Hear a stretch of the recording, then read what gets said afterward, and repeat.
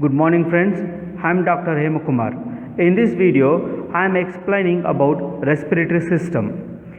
Before going to in detail, friends, those who have not subscribed our YouTube channel, please subscribe our YouTube channel so that you can continually view our videos. Human respiratory system. The respiratory system consists of nose, mouth, pyroxene, epiglottis, larynx, trachea, lungs, bronchioles, and diaphragm. The respiratory system is responsible for the exchange of oxygen and carbon dioxide.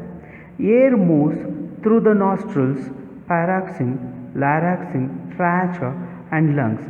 After reaching the lungs, the trachea branches into smaller and smaller tubes called bronchioles, which end in air sacs. Only the alveoli or air sacs does actual gas exchange take place. There are some 300 million air sacs in two adult lungs. Those provide a surface area of some 160 square meters, almost equal to single area of tennis court and 80 times the area of our skin. Then what is respiration? In biology, respiration means different things. Cellular respiration is the release of energy from the breakdown of food in the presence of oxygen. At the organism level, respiration is the process of gas exchange, the release of carbon dioxide and the uptake of oxygen that occurs between RBC and air sacs. Breathing is the actual mechanical intaking of air. Breathing. Lungs are sealed in pulmonary membranes inside the chest cavity. At the bottom of the cavity is a large flat muscle known as a diaphragm. In mammal, the diaphragm divides the body cavity into two parts. First one, abdominal cavity, which contains the stomach and intestine. Second one, thoracic cavity, which contains the heart and lungs. The inner surface of thoracic cavity and outer surface of the lungs are lined with pulmonary membranes which adheres to each other. If air is introduced between them, the adhesion is broken and natural elasticity of lungs causes it to collapse. This can occur from terminum and it is sometimes induced deliberately to allow the lung to rest. In each case, reinflation occurs as the air is gradually absorbed by the tissues. Because of this adhesion, any action that increases the volume of thoracic cavity causes the lungs to expand, drawing air into them. During inhaling or inspiration, the external intercostal muscular contracts, lifting the ribs up and out. The diaphragm contracts, drawing it down. During expiration or exhaling, the process are reversed and natural elasticity of the lungs return them to their normal volume. At rest, the human breathes 15 to 18 times a minute, exchanging about 500 ml of air. In more vigorous expiration, the internal intercostal muscles draw the ribs down and inward.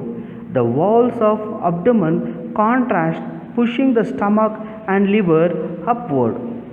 Under those conditions, an average adult male can fuse his lungs with about 4 liters of air at each breath. This is called the vital capacity. Even with maximum, he exhales about 1200 ml of residual air remains. During inhalation, the diaphragm contracts, the rib cage rises up. This expands the volume of chest cavity. The chest cavity is sealed, so this creates a partial vacuum inside the cavity. The atmospheric pressure fills the lungs as air rushes into the breathing passage. After exhaling a passive event, when the rib cage lowers and the diaphragm releases, pressure in the chest cavity is greater than atmospheric pressure. Hence, the air is pushed out of the lungs, that is, exhaling mechanism. How exactly breathing is controlled? Breathing is controlled by the medulla oblongata. The medulla oblongata monitors carbon dioxide in the blood. As carbon dioxide increases, nerve impulses make the diaphragm contract, bringing air into the lungs. The higher the carbon dioxide level, the stronger the impulses.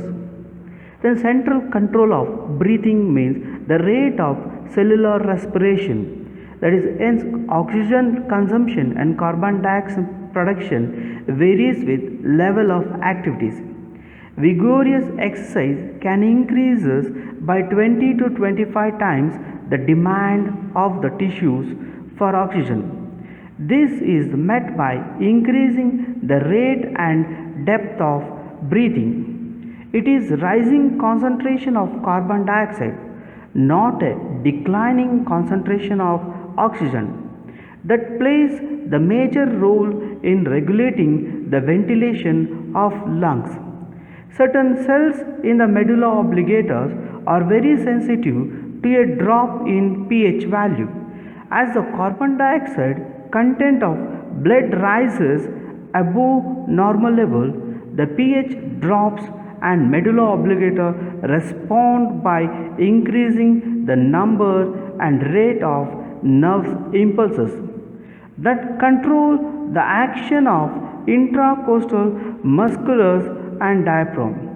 This produces an increase in the rate of lungs ventilation, which quickly brings the carbon dioxide concentration of the alveolar air and then of blood back to normal level. However, the carotid blood in the carotid arteries does have receptors that respond to a drop in oxygen. Their activation is important in situations that high altitude in unpressurized cabin of an aircraft, where oxygen supply is inadequate but there has been no increase in the production of carbon dioxide. The smooth muscles in the walls of the bronchioles is very sensitive to concentration of carbon dioxide. A rise level of carbon dioxide causes the bronchioles to dilate. This lowers the resistance in the airway and thus increases the flow of air in and out. The vital capacity is the maximum amount of air a person can expel from the lungs after a maximum inhalation. It is equal to the sum of inspiratory reserve volume, tidal volume, and expiratory reserve volume. A person's vital capacity can be measured by a wet or regular spirometer in combination with other physiological measurement. The vital capacity can help make a diagnosis of underlying lung diseases. A normal adult has a vital capacity between 3 and 5 liters. A human vital capacity depends on age, sex, height, weight, and ethnicity. The lungs, volume of lungs and lungs capacity refers to the volume of air associated with different phases of the respiratory cycle. The lung volumes are directly measured, whereas lung capacity are inferred from volume. The human respiratory system is responsible for the exchange of oxygen and carbon dioxide. Alveoli or air sacs are grouped in clusters. A network of capillaries surrounded each alveolus. Gas exchange. In a respiration system, gas exchange takes place in the alveoli. Oxygen diffuses into the blood. Carbon dioxide in the blood diffuses into the alveolus or air sacs. The gas exchange occurs by diffusion across the membranes of an alveolus and capillaries. Some of the oxygen dissolves in the films of moisture covering the epithalamus of the alveoli. From here, it diffuses into the blood in a nearby capillaries. It enters the red blood cells and combines with the hemoglobin therein. At the same time, some of the carbon dioxide in the blood diffuses into the alveolus from which it can be exhaled. The case with which the oxygen and carbon dioxide can pass between air and blood is clear from this electronic micrograph of two alveolus, that is air, and an adjacent capillaries from the lungs of a laboratory mouse. Note that in thickness of epithelial cell that lines the alveolus and capillaries except where the nucleus is located. At the closest point, the surface of the red blood cell is only a 0.7 micrometer away from the air in alveolus.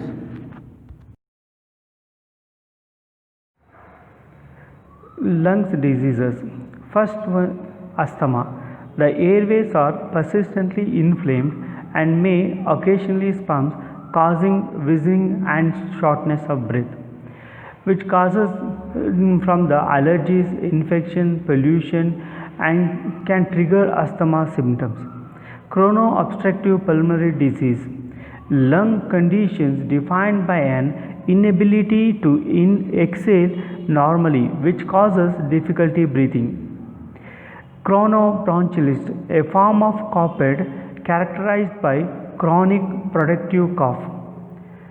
Emphysema, damage in lungs allows air to be trapped in the lungs in this form of COPD, which causes the difficulty in blowing air out in its hallmark. Acute bronchitis, a sudden infection of airways, usually by a virus. Cystic fibrosis, a genetic condition causing poor cleanness of mucus from the bronchi. The accumulated mucus results in repeated lung infection. Pneumonia, an infection of alveoli usually by bacteria. Tuberculosis, a slowly progressive phenomenon caused by the bacteria Mycobacterium tuberculosis. Emphysema results from damage to the pharyngeal connections between alveoli. Smoking is the usual cause. Emphysema also limits airflow, affecting the airways as well. Pulmonary edema, the fluid leaks out of the small blood vessels of the lung into the air sacs and the surrounding area. One form is caused by heart failure and back pressure in the lungs. Blood vessels, in another form, direct injury to the lungs causes the leak of fluid. Lung cancer, as may form and may develop in any part of the lungs. Most often, this is in the main part of the lung, in or near the air sacs. The type, location, and spread of lung cancer determine the treatment options. acute respiratory distress syndrome, severe sudden injury to the lungs caused by a serious illness. Life support with mechanical ventilation is usually needed to survival until the lungs recovery.